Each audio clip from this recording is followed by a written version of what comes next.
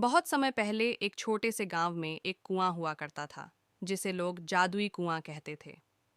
यह कुआं गांव के बीचों बीच स्थित था और उसका पानी हमेशा मीठा, ठंडा और ताजगी भरा होता था।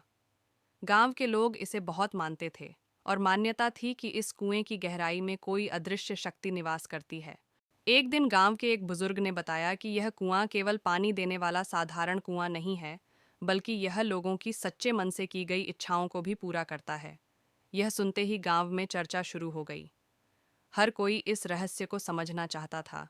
हालांकि बुजुर्ग ने यह भी कहा कि कुआं केवल उन्हीं की इच्छाएं पूरी करता है जिनका दिल साफ हो और जो दूसरों के भले के लिए कुछ मांगे।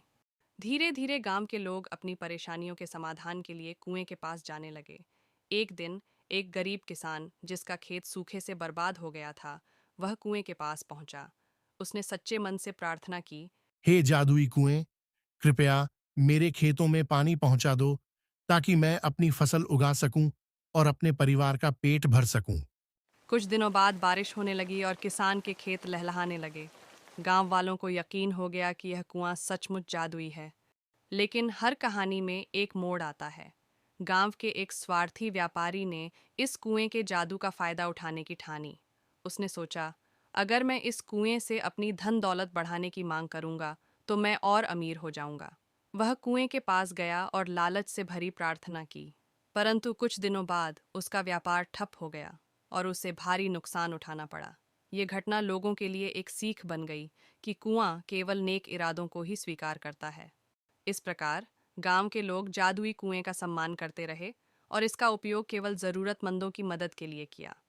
यह कुआं उनके लिए न केवल पानी का स्रोत था, बल्कि नैतिकता, एकता और परोपकार का प्रतीक भी बन गया।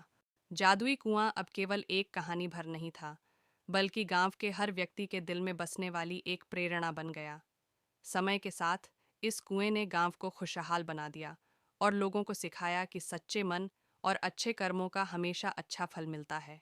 वीडियो अच्छी लगी हो तो लाइक और सब्सक्राइब करें और नीचे दिए हुए बेल आइकन को प्रेस करें ताकि जब भी कोई नई वीडियो आए आपको उसकी नोटिफिकेशन मिल जाए। धन्यवाद।